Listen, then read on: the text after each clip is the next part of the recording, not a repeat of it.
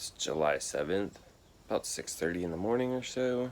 By the end of the day, this Jeep needs to be loaded on the trailer for Southern Missouri Off-Road Ranch. Let's see if I can pull this one off.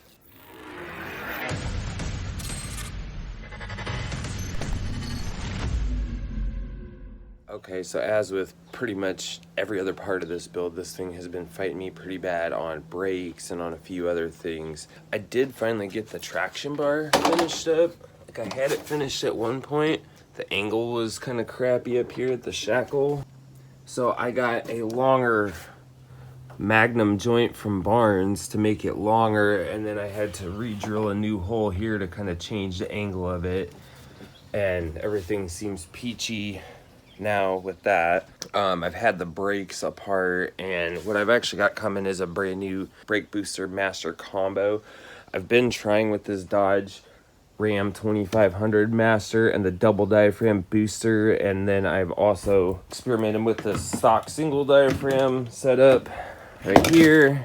I've experimented with a residual valve. So yeah, I've had like 10 different combinations of brakes on here. It hasn't been working. So this one that I ordered has a 1 1/8 bore, which kind of splits the middle between the two that I've been trying. But it also comes with a better booster, and it comes with probably the push rod that's the right size, and it will probably clear my hood. With this setup and this taller master, my two choices were to flip this upside down to make it tilt downward so that the hood could close and not hit the cap. Tried that way, and then I've also tried this way. There's a nut back here that I used as a shim to space it down. And the problem that I'm having, I think, is totally related to pedal stroke. For one, this double diaphragm booster already has a quarter inch shorter stroke. You can see right here, my pedal is it's almost level with my gas pedal. If I pull the booster rod off, the pedal comes way up to here. And I think that's my problem, because when I'm starting right here, what's happening is I'm getting basically to the floor by the time I get good solid brakes. And they stop, but it just feels sketchy. It feels like I've got air. It feels like something's wrong, but I think it's just because I'm starting right here instead of right there. That's a pretty big difference from there to there. I overnighted that stuff from Summit. It should be here this morning. We're gonna take care of that. So the next problem I had after I did the new drive shafts and everything, and it came with a flange and a different seal for the slip yoke eliminator. And I don't know if I messed up when I installed it or if it rolled afterward, but the seal kind of rolled over. So, as you can see right now, I've got my drive shaft hanging down, got my yoke, flange yoke off of here. I have a visitor. Anyway, so I think this time I'm actually gonna just pull this whole tail housing off of here and install the seal on the bench, because with this shaft sticking out the way it does, it probably took me an hour and a half to get this seal even started in here. And maybe I damaged it, or maybe the lip of the seal rolled after, I don't know. But I feel like I can pop this whole thing off of there, do the seal on the bench, clean it up, RTV, and put it all back together in probably the same time it took me to just sit here and try to fight it right here. So that's what I'm gonna do.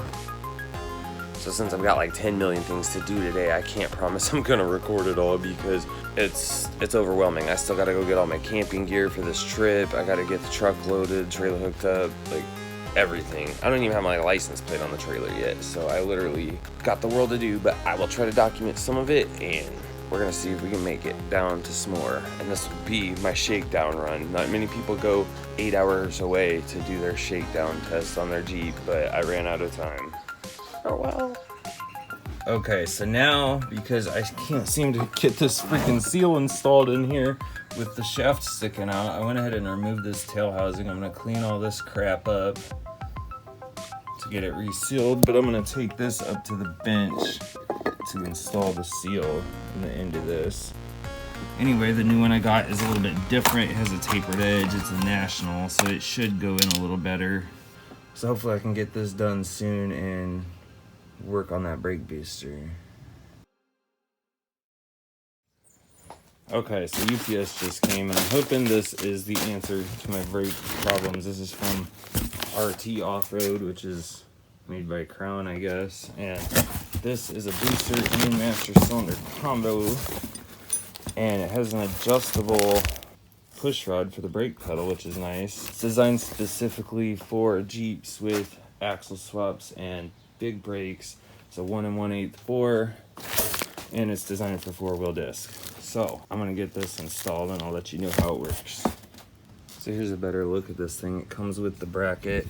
This is threaded with the jam nut, so I can adjust and get my brake pedal all the way up where it needs to be. And this is a cool feature too. There's ports on both sides. So depending on if you have the 95 style and your lines go to this side, or if you're the old style and they go to this side. This thing wasn't cheap, but I'm hoping it fixes my problem. We got everything loaded up. We're heading down to SMORR. I haven't even tested this Jeep yet. I don't know if it works. We're just gonna throw it straight into the fire and see what happens. Hopefully we don't break too bad. It barely fit on the trailer. Had to rub the fenders to get through. My poor truck's loaded down pretty good with camping gear and everything. But this is gonna be a fun weekend. So after working on the Jeep from 6:30 in the morning till dang near midnight, I finally got it ready to go. So in the morning, we loaded it up on the trailer and we took off for the 8-hour journey south to Southern Missouri Off-Road Range.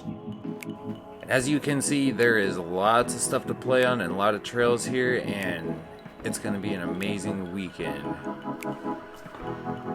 So I did have one problem with one of my brake lines leaking. I think it had a bad flare, so I knew I had to stop at an auto parts store somewhere along the way so that I could work on it once we got there, because I just ran out of time to do it at home. So I found an O'Reilly's and I found the brake line I needed. So I had to stop and get more brake parts for the Jeep because I just put one of these on the new master cylinder yesterday and I can't get it to stop leaking right here. I'm just gonna have to do it when we get down to SMORR. I gotta clean off the Jeep too.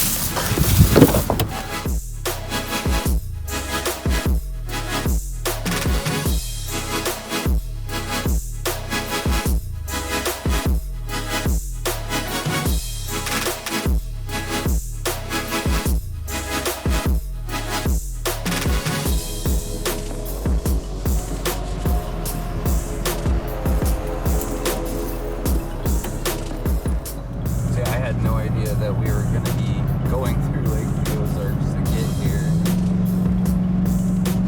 Let me see.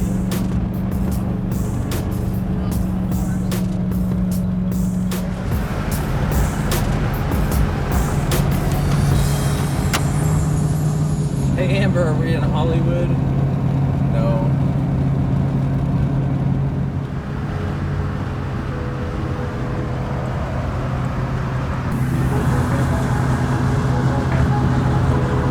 The next day.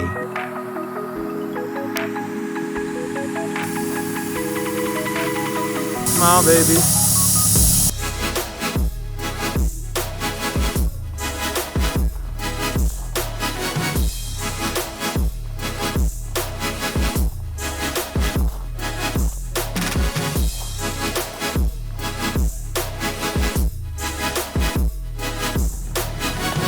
Should have brought my daughter's Instamatic.